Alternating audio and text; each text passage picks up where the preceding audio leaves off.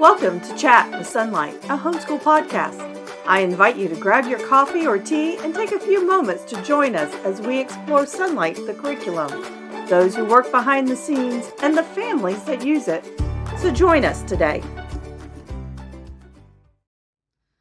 Hello and welcome. I love this time of the year. It's the beginning of a year. It's time where everything feels new and promising. Why? Because it's a fresh start. It's a new year. Why do we start so many resolutions? Because again, it's a brand new start. We can do new. We can do better. We can make a better us. We like to wipe the slate clean and start a new year. Nothing has happened, and we hope that we can just be better. For years, my New Year tradition was to sit down with my husband and we would plan our year. We would plan date nights and game nights. We would plan our trips if we were going to go on a trip, and we could put aside any of our arguments and get to start new because it was a new year and we just made it fresh. Another thing was that we committed to each other a new devotion and to put God first and put the other person in our life, my spouse, he would be second, and then come the kids. So what's another resolution that I liked? We would take all the unmatched socks. I kept them in a basket on the laundry, and I would go through. If I could make a match, they would go to the drawers, and then I would get rid of all the rest, and I would get to start new. It was just like a nice, fresh, clean slate. So I think God designed us to want and desire new things. He says in 2 Corinthians 5:17, therefore, if anyone is in Christ, the new creation has come. The old is gone and the new is here. So why not start our school back in the same mentality? I know we have listeners that are around the globe and they are starting their school year, where here in the States, we are in the middle of our school year. Coming back to school from Christmas break is hard all the way around. We may have pushed for the last minute doing school and just put it aside to spend time with family. We may have stopped at a good point so that we could enjoy our Christmas break. But coming back, we have students that had struggles. We may be having struggles. We just want to be able to wipe that slate clean and start new. So I invited Lisa here today to talk about starting mid-year. How do you start mid-year? How do you overcome your struggles?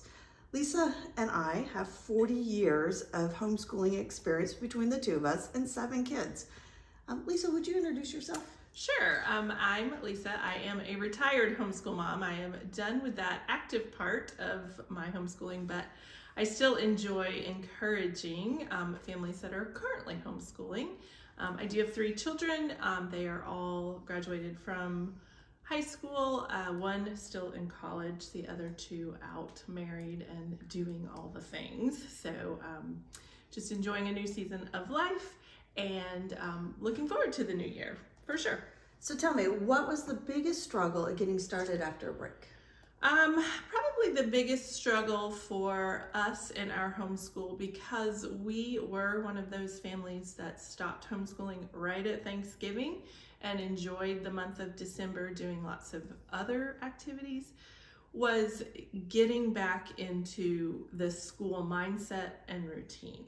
So I tried after New Year's to start talking about starting school again, just to get our mind wrapped around that, getting the kids back to bed on a regular schedule, getting up on a regular schedule, going back to our regular chore routine. Sometimes, in December with the Christmas and the parties, your cleaning routine or your chore routine gets out of whack. I was going to say, it goes out the window. What are you talking about? So we tried maybe for the week before we were getting back to school, going to bed on time, getting up at a normal time, getting our schedule back into the normal groove, not what had been normal. Kind of like what you would do coming off summer break, is to start a fresh new year. Very much like before starting school after the summer break. We get our heads wrapped around, we were living life this way, now life is going to change and we're going to live it in the school mode. My problem was just being motivated to get back to school.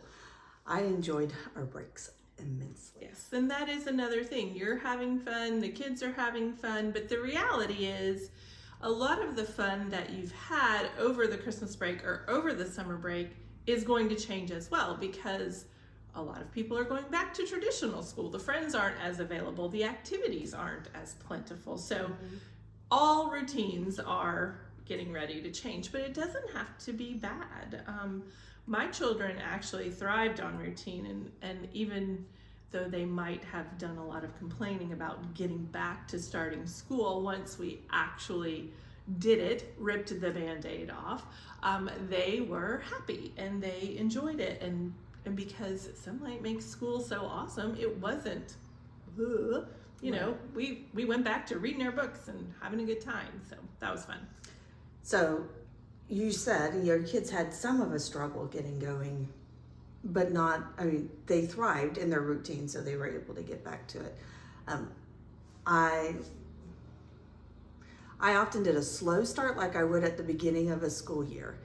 I would say, so like if my math, we had stopped at week 15, but our history, Bible, literature was at week 16, I might start just doing math, or I might just do math and language arts, trying to get us to start on the same week than maybe on the first week we started. It's kind of That's similar. a great idea. Same like when you start back in September or August or whatever. Do a slow start, get going. Yes, that's a good idea. So what would your biggest advice be for if you finished your year and you just felt like it was in chaos, and then you had Christmas and all the things were going on? What's a big advice that you would give to families starting? So another thing I did, it was my responsibility, was to get our schoolroom, our school space back in order.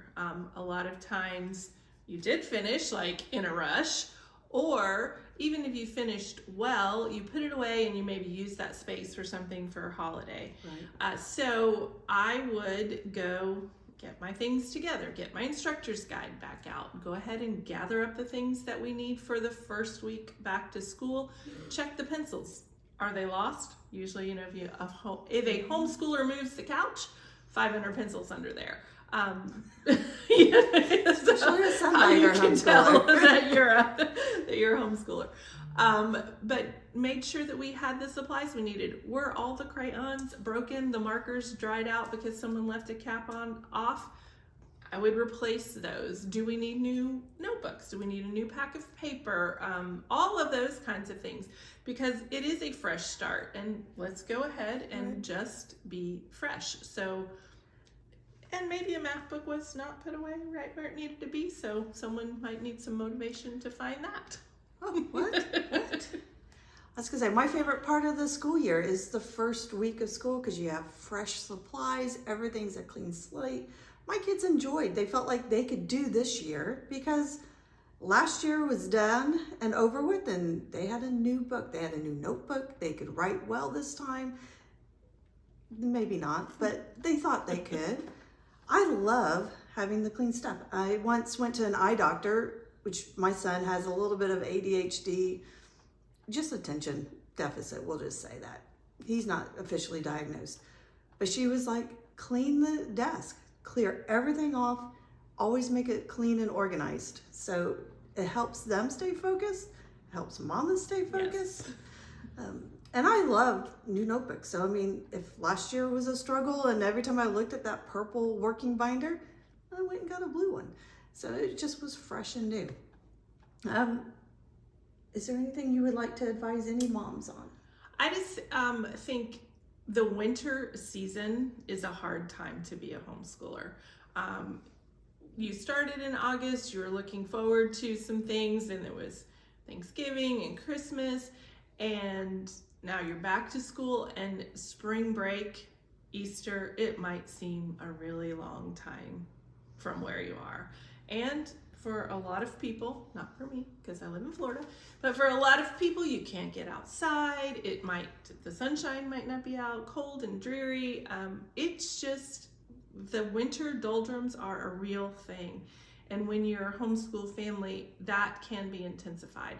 So I loved what Johna said about refocusing her relationship, her family's relationship, her marriage, all of that, refocusing on God. I think this is a good time to really lean into that. I think the upcoming Lenten study would help with that, preparing for Easter, but acknowledging that it might be hard to homeschool for the next 3 months is half the problem.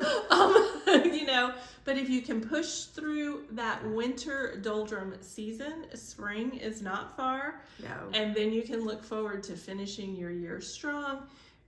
But I think it's okay to admit that while it's fresh on January 1st, January 5th, the notebook has scribbles on it again. And that can be discouraging. But don't be discouraged. You're doing a marathon, not a sprint. Right. And this is an awesome time to just lean into your family. If everybody's stuck inside, really take advantage of that before. Correct. One other tip I had, my kids, as they got older, so middle school up, a lot of times we sat down with their schedule and we just said, like my husband and I did, but what's on your calendar? Where are you at? When do you want to get done? And put that in their hands. Great idea. And the other idea that I had, just a side note, if you live a little north than Lisa in Florida, you'll have snow days. But we as a family would often just go and play in the snow and still do school. And then when it was nice and springy outside and everyone wants to be outside and schools are not canceled, we would have our snow days then. For sure. Enjoy the sunshine. Yeah. Well, I thank you for joining me today. Again, we want to be helpful. We hope that this has been a help to you and your family as you look at your new year. Please let us know if you have any questions, comments, or prayer requests, and you can email me at connections@sonlight.com. Thanks. Thank you for joining us today. Do you have an idea for a podcast topic, or do you want to chat with Sonlight on an upcoming episode? Email us at connections@sonlight.com.